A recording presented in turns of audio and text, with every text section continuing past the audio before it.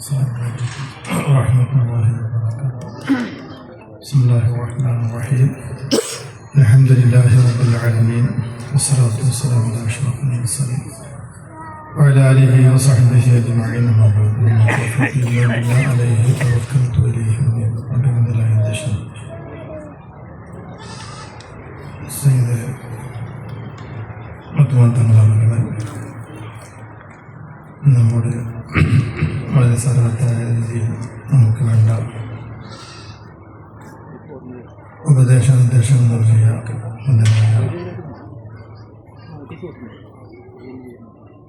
ജീവസ്ഥാപനങ്ങളെ വേദിയിൽ പ്രവിഷ്ടരായ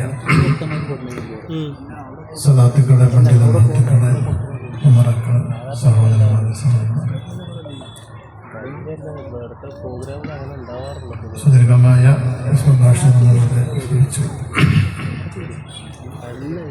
ഒന്നിരായ നമ്മുടെ അബ്ദുൽ ഖഹാർ തങ്ങൾ അവരുടെയും അബ്ദുൽ ജബ്ബാർ ശിഹാബ് തങ്ങളുടെയും ഒക്കെ ഉറൂസിലാണ് നമ്മൾ. ഞാനൊക്കെ ചെറിയ കുട്ടിയായിരുന്ന കാലത്ത്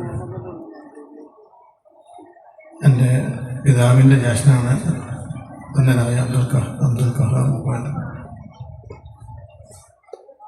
ഞാനൊക്കെ അതുപോലെ തന്നെ മുത്തുമൂലങ്ങളുടെ ഒപ്പ എൻ്റെ വാപ്പൻ, എൻ്റെ വാപ്പ എൻ്റെ അടിയിൽ വാപ്പ കൂടുതൽ അന്തമാനിലായിരിക്കും.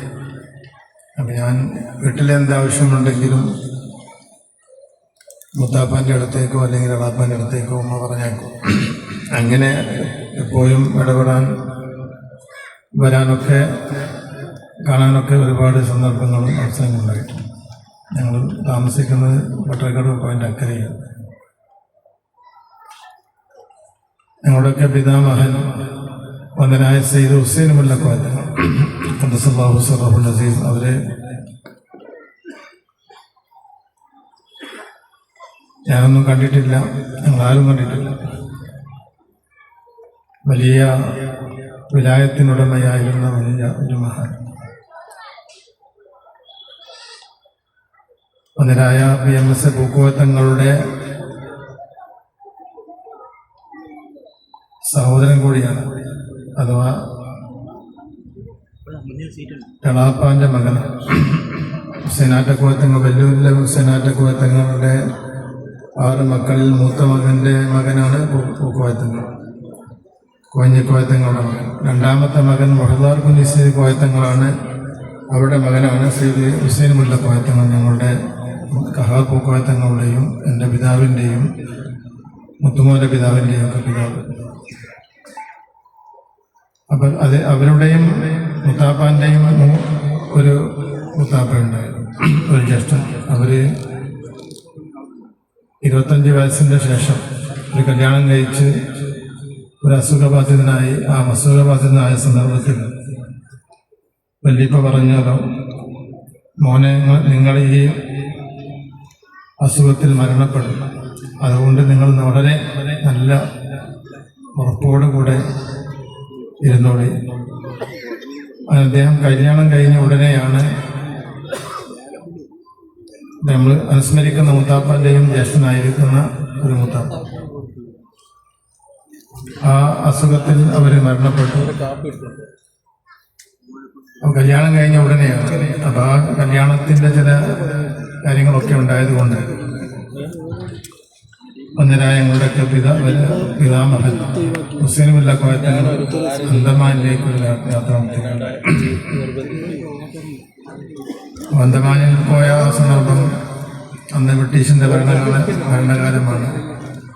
ഇന്ത്യക്ക് സ്വാതന്ത്ര്യം കിട്ടുന്നതിന് മുമ്പുള്ള ഒരു ചരിത്രമാണ്. ഇപ്പം ഇങ്ങനെ മുതോടി കാൽമൽ അണിഞ്ഞുകൊണ്ടും നീളം കുപ്പായവും നല്ലൊരു തലപ്പാവും ഒക്കെയാണ്, ഹൈറ്റും വെയിറ്റൊക്കെ ഉള്ള ഒരാളായിരുന്നു.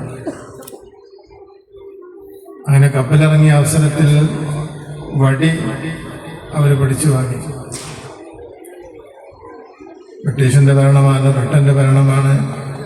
വടിയും ടോർച്ച്, കടലാസ്, പേന പോലെയുള്ള ഒരുപാട് കാര്യങ്ങൾ അത് കൊണ്ടുപോകാൻ. അപ്പം അത് പിടിച്ചു വാങ്ങി സാഹിബിൻ്റെ ബംഗ്ലാവിൽ കൊണ്ടുവച്ച ഒരു ചരിത്രം. പഴമക്കാർ ഞാനന്തമാനിൽ പോകാൻ തുടങ്ങിയിട്ടൊരു 30-35 കൊല്ലത്തിനേറായി. അപ്പം അന്ന് വലിയപ്പാനെ കണ്ട ഒരു 1-2 ആളുകളെ ഞാൻ പഴയ ആളുകളുണ്ടായിരുന്നു. എന്നോട് ചരിത്രം പറഞ്ഞു. അപ്പോൾ സാഹിബിൻ്റെ വീട്ടിൽ ആ വടി കൊണ്ട് വെച്ച് രാത്രിയായപ്പോൾ ആ വടി ഞാൻ സൗണ്ട് ഉണ്ടാക്കി ഞാൻ കുത്തിപ്പിടിച്ച് നടക്കുന്ന സൗണ്ടൊക്കെ കേട്ട് ഈ ഉറങ്ങുന്ന സാഹിബിനെ ഈ വടി വന്ന് അടിച്ച ഒരു സംഭവം. അങ്ങനെ അദ്ദേഹം ഉറക്കത്തിന് എത്തിയുണർന്ന് ഈ വടി വാങ്ങിയ ആളെ കൊണ്ടുവരാൻ ആവശ്യപ്പെടുകയും അങ്ങനെ അദ്ദേഹത്തിൻ്റെ വറവുകാരൊക്കെ പോയി. ഇതിലിപ്പോൾ എവിടെയാണെന്ന് അന്വേഷിച്ച് ഒരു പള്ളിയിൽ കിടന്നുറങ്ങുകയായിരുന്നു രാത്രികാലം. അവിടുന്ന് അവർ പോയി പറഞ്ഞു, സാഹിബ് നിങ്ങളെ കാണാൻ ആവശ്യപ്പെടുന്നുണ്ട്. അപ്പോൾ വലിയപ്പ പറഞ്ഞു, എനിക്ക് പോരാൻ കഴിയില്ല, എൻ്റെ ഊന്നിപ്പിടിക്കുന്ന വടിയില്ലല്ലോ. അപ്പം എന്താണ് കാര്യമെന്ന് ചോദിച്ചപ്പോൾ അദ്ദേഹത്തിന് നിങ്ങളെ കാണേണ്ടതുണ്ട്. അപ്പോൾ പറഞ്ഞു, എന്നെ കാണേണ്ട ആവശ്യമാണെങ്കിൽ അയാളോട് ഇങ്ങോട്ട് വരാൻ പറഞ്ഞാണ്, സാഹിബിനോട് ഇങ്ങോട്ട് വരാൻ പറഞ്ഞാണ്. അതിനവർ തിരിച്ചു പോയി സാഹിബിനോട് കാര്യം പറഞ്ഞു. സാഹിബ് പോയിട്ട് സാഹിബിനോട് ഇവരാൾ പോയി പറഞ്ഞു, ഇങ്ങനെയാണ് അദ്ദേഹം പറയുന്നത്. അങ്ങനെ സാഹിബ് വടിയുമായി തിരിച്ചു വന്നു. അതിന് വടിയായിട്ട് നടക്കാനുള്ള ഒരു പാസൊക്കെ എഴുതി കൊടുക്കുന്നതാണ് ചരിത്രം. അത് അവരുടെ വിയോഗശേഷം നമ്മളൊക്കെ കാണുന്നത് മുത്താപ്പനെയാണ്, എളാപ്പനെ എൻ്റെ വാക്ക്. ഈ 3 ആളുകൾ മുത്താപ്പന്മാർ വഫാത്താകുന്ന ആ സന്ദർഭത്തിൽ ഞങ്ങൾ വണ്ടക്കരയാണ്. അപ്പോൾ ആരോ വന്ന് പറഞ്ഞു, മുത്താപ്പാക്ക് സുഖം കുറച്ച് കൂടുതലുണ്ട്. അപ്പോൾ ഉമ്മ അന്നമായിലേക്ക് ഒരു കത്തെഴുതി വാപ്പാനോട് വരാൻ പറഞ്ഞിട്ടാണ് വന്നത്. അപ്പോൾ അസുഖം കുറച്ച് കനത്തിലാണെന്ന് പറയുമ്പോൾ ഞാനുണ്ടായിരുന്നു. ഞാനും വാപ്പയും കൂടി പോകുന്ന സന്ദർഭത്തിൽ വഫാത്തിൻ്റെ ഒരു അരമണിക്കൂർ മുമ്പാണ് ഞാനവിടെ എത്തുന്നത്. ആ വഫാത്തിൻ്റെ സന്ദർഭമൊക്കെ ഞാൻ അവിടെ ഉണ്ടായിരുന്നു. ഒരു വലിയ ഒരു സന്തോഷമുള്ള ഒരു മുഖവും ഒരു പ്രകാശമുള്ള മുഖം അല്ലാഹു സുബ്ഹാനഹു വ തആലയുടെ ഹക്കിന്റെ ബർക്കത്ത് കൊണ്ട് നമ്മുടെ ഐഹികവും പാരിത്രികവുമായ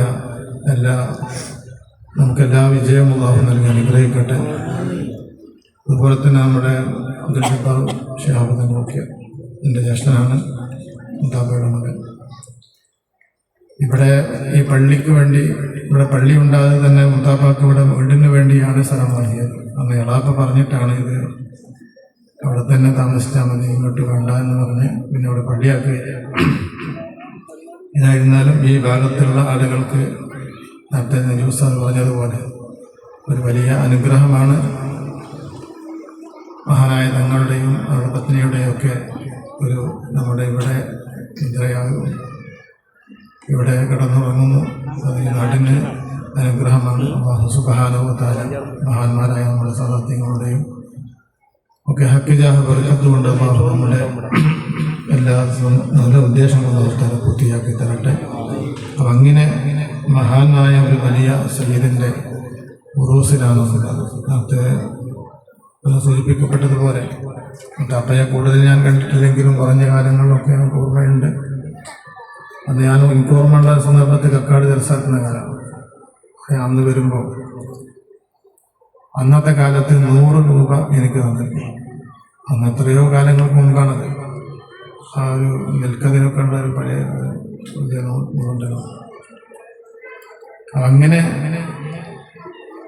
വളരെ നിർമ്മിഷ്ടനായിരുന്നു കുടുംബങ്ങൾക്കും. അതുപോലെ തന്നെ എല്ലാവർക്കും അവലംബമായും ആലംബമായും ഒക്കെ പ്രവർത്തിച്ച വലിയ ഒരു പാണ്ഡിത്യത്തിനുടമയും സയ്യിദും സൂഫിയും